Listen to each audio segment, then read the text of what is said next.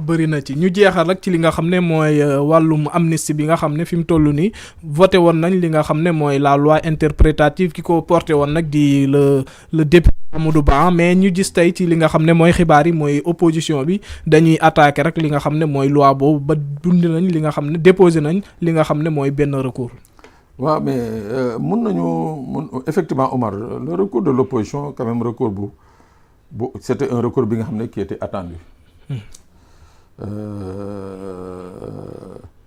recours bu nga xam ne xaaroon nañ ko dans la mesure. ñi ci bëri ci wàllu kujje gi. d'accord ñu woon ci li nga xam ne mooy loi d'amnistie bi. ci li nga xam ne mooy la loi interprétative d'accord uñ ci. donc ñu saisir li nga xam ne mooy cour conseil constitutionnel. C'est une bonne chose di wax rek ni que c'est pas la première fois.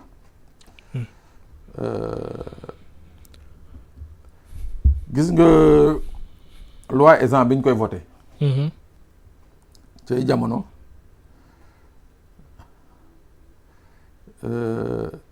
la Fédération internationale des droits de l'homme. l'Organisation nationale des droits de l'homme l'ONDH et la RADDHO.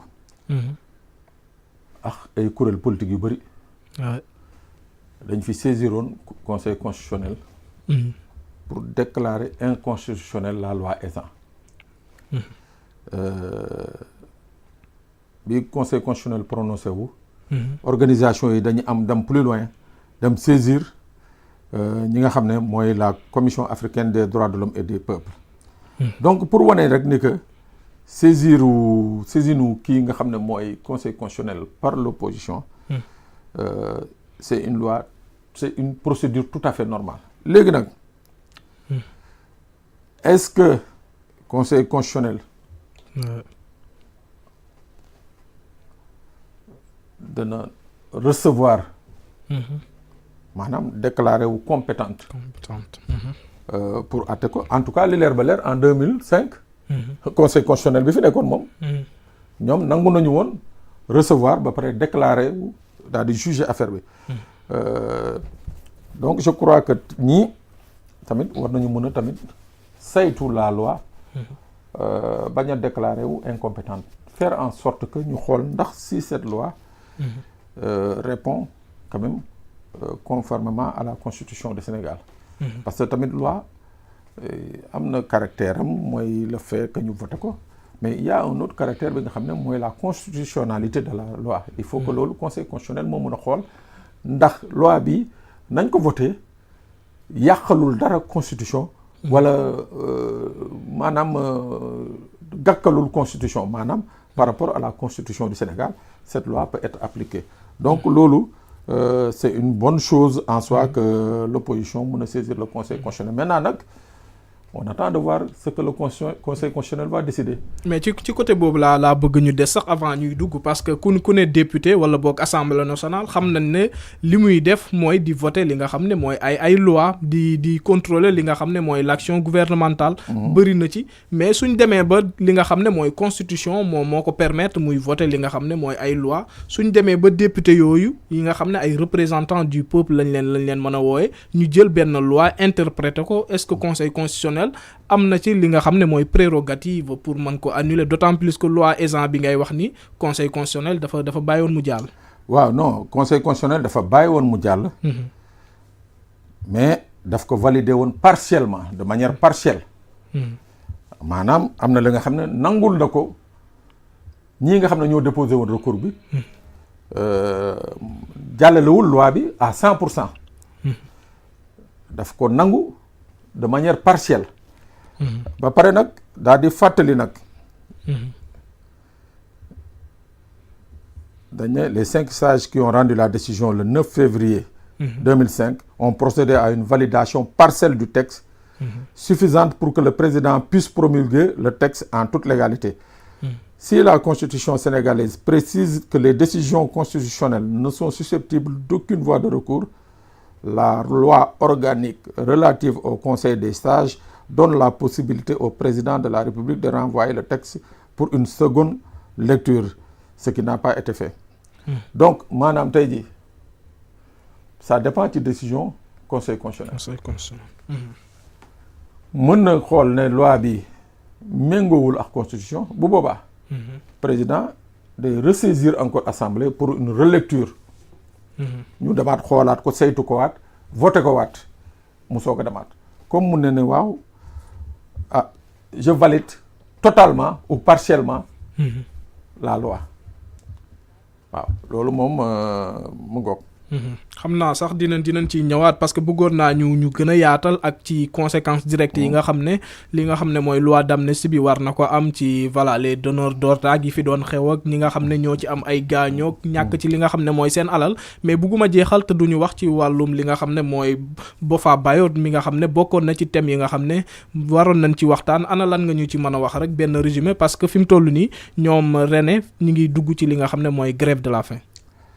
waaw René Capain Bassène fan yëpp nag pour dire la vérité mu ngi may woo. mais jotuma. saa yu ma woowee day fekk peut-être ma nekk ci dara am ñu mu woo fii ci kër gi ñooñu jottali ma wax ji ma woo ku ko jege. mu bàyyi mu yónnee ma message yi. da di baax day baax nit ñi lire. mu ne ma ce 8/4/2025 ce 8 avril 2025. depuis 0 heure. jabaram moo ma yónnee message yi mais ça vient. moo ko bindal jabar ji quoi. J'ai décidé de ne plus manger ni boire. Je remercie tous ceux qui ne cessent de me soutenir. Et je leur demande de se préparer au pire. mooy maanaam mu ngi artu. yàgg na def grève de la faim yenn saa yi nit ñi wax mu bàyyi mais bii nee na du bàyyi te dama d'accord benn moment ak René Capain Bassène dans cette histoire de l'affaire Boffa Bayotte mu nekk une affaire bi nga xam ne la tuerie existe tout le monde a condamné nit ñi ñu fa rey ñëpp d'accord nañu que rey nañu ay nit ñu jàpp ci ay nit moom mu bokk ci ñu àtte leen tëj leen à perpétuité kenn ki ñu naan ko César Atoute Badiate ñu jàpp ni que moom ci boppam moo diriger commando bii rey moom mu ngi fële tëdd ci Bissau par contumace lañ ko kii woon condamné moom mu ngi fële tëdd ci Bissau yenn saa yi ay autorités sénégalaises yi dem foofu muy waxtaan ak ñoom alors que justice sénégalaise mu ngi koy rechercher ci mandat d'arrêt international. tax mën nañ je ne comprends pas des fois man daal da nga naan Sénégal c'est un pays magique quoi moom mu ngi Guinée-Bissau tëdd ci hôtel yi Galayabe yenn saa yi ay autorités sénégalaises dam fekk ko foofu ñuy waxtaan ay kilifa Sénégal dam fekk ñuy waxtaan donc te mandat d'arrêt international ñaari ñu ngi ci kaw boppam muy benn ka nga xam ne mooy Omar Ampoy Bodian moom it ñu condamné ko à perpétuité ñu dem audience bañ demee audience d'appel ñu relaxé ko libéré ko ñu bind këram mu des René Capain man jàpp naa ni que ne serait-ce que parce que ku mel ni César Atoute Badiate mu ngi fële di doxantu jàpp ñàmburam ne serait-ce que pour ça rek René Capain dañ ko waroon bàyyi parce que mënuñu jàpp ne le principal c'est-à-dire kii nga xam ne moo boom moom tribunal ne kii la moo boom moom mu toog fële jàpp ñàmburam di fumer son cigare tranquillement kii nga xam ne jàpp nañ ne complice la moom mu nekk fii ci kaso yi moi je crois que quelque part dans le souci justement d'apaiser la situation parce que tamit nañ ko wax Omar enquête bii sur l'affaire Boffa Bayotte c'est une enquête qui a été bâclée dès le début c'est une enquête qui a été bâclée dès le début c'est une enquête qui a été orientée dès le début c'est une enquête bi nga xam ne pleine d'irrégularités du fait des violences yi nga xam ne moom lañ doon teg ci kaw nit ñi torture yi ñu doon teg ci doomu aadama yi alors que ces personnes étaient en garde à vue les aveux forcés yi nga xam ne moom lañ leen soutiré parce que man nag j'ai interrogé pratiquement 10 personnes qui ont été gardées à vue dans les locaux de la gendarmerie. parce que affaire yi bi mu amee jàppoon nañ 22 personnes j'espère. te ku ci nekk ci ñoom.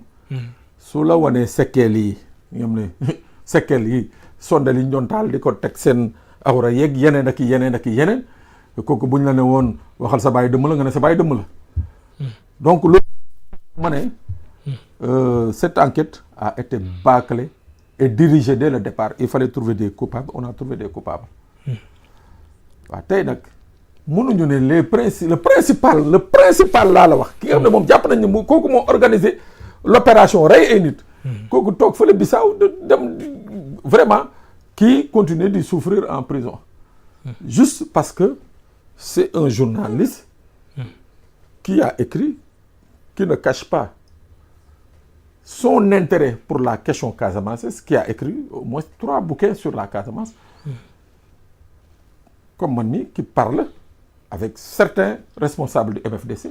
Mais quoi que ce n'est pas un crime. Ce n'est pas un crime. Surtout du journaliste. Oui, ce n'est pas un crime. Comme tu as dit, je accusé je suis Nangam Sangam parce que damay wax ak des gars du MFDC. Voilà. Donc, en fait, c'est ça. Il faut que les autorités, en fait, de manière magnanime,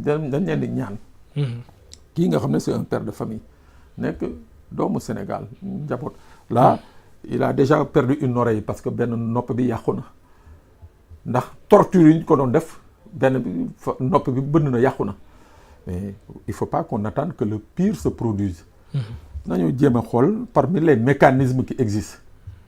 Comment faire pour libérer qui nga xam ne mooy René Capain Bassène mu rejoindre sa famille. bu dee nag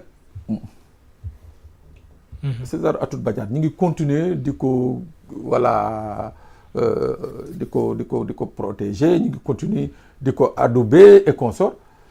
Il y a pas de raison que René Capain continue d'être en prison. Voilà nañ ko bàyyi. Il y a des mécanismes pour libérer les gens. nañ ko libérer mu dellu ci njabootam. waaw parce que c'est incongru ñu naan la le principal concerné le principal ki nga xam ne moom jàpp na yoon moo ne diw la kooku mu ngi toog fële jàpp ñàmburam. di noos yow ki nga ne complice la nga ne ko non yow da ngay continuer di toog kaso. Je crois que il faut qu'on revoie ça très rapidement. Organisation des droits de l'homme surtout nag ses avocats Patrick Kabou Ciré Clédor Ly vraiment ñu ngi ciy def liggéey bu am solo. Et je crois que René c'est un message bi nga xam dama koy jox boo ko jotee sa njaboot jottali la ko. Moi je te dis que dara jarul dee. Grève de la faim bi voilà il faut encore tenir. Et il faut pas perdre espoir quoi. Tu as tes enfants, tu as tes proches. Et je crois que voilà le gouvernement a une oreille attentive par rapport à ta situation. L'abbé di ñëw di la ñaan nga xam ne ñoom nga bokk wax dëgg yàlla dama lay ñaan nga déglu li ñu lay wax. te nga dakkal grève de la faim bi mener le combat pour ta libération. Une grève de la faim c'est pas pour te libérer, c'est pour encore créer des ennuis à ta famille, mais bats-toi pour être libéré. Et je crois que les Sénégalais épris de justice se lèveront à tes côtés pour se battre afin que tu puisses bénéficier d'une liberté. am na solo bu baax a baax li ñu jagleloon ci temps moom jeex na tàkk Mouhamed lekk nañ sa presque 10 minutes ñu ngi koy tuub bu baax a baax di la jaajëfal rek Pape Sané bàyyi la nga tàggatoo ak suñu mbokku internautes yi. waaw mais di jaajëfal encore ñëpp Omar. amaat mbégte comme ni ma ko waxee rek partagé ak yow plateau bi. sa live bi de gars yi ñu ngi ciy jëlante ñoom Zo Mbaye Ndeye Khady Diédhiou di jëlante ci live bi fii ngeen di doxaanee léegi waaw baax na maa ngi leen di gis. waaw baax na ci. nuyu leen nuyu sénégalais yëpp di baalaat am ko ak ñëpp di